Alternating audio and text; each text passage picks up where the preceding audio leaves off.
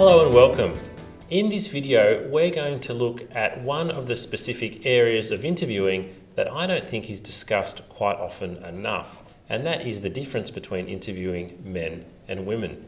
And helping us to do so is expert and psychologist Paul Clifford from Paul Clifford Psychology. Welcome, Paul. Thanks, James. Thanks. Great to be here. Paul, we've heard today from a number of TA leaders that female applicants will normally read a job advertisement and only apply once they feel like they may meet nearly all the criteria. Yep. Whereas male applicants are quite different.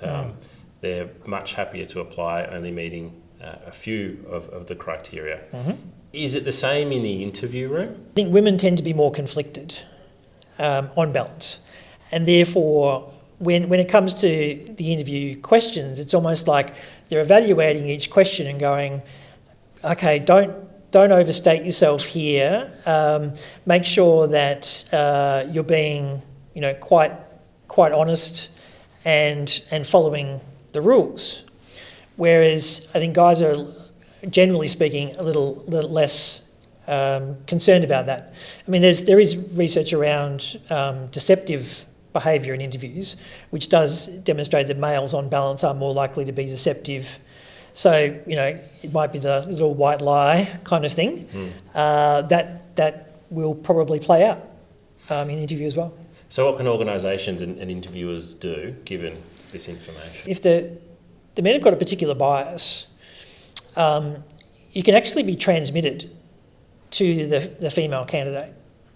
And because the female candidate is more likely to be thinking, okay, what role am I supposed to be playing here? Whereas the male interviewee is probably going, I don't really care so much. Then they're going to pick up on the cues.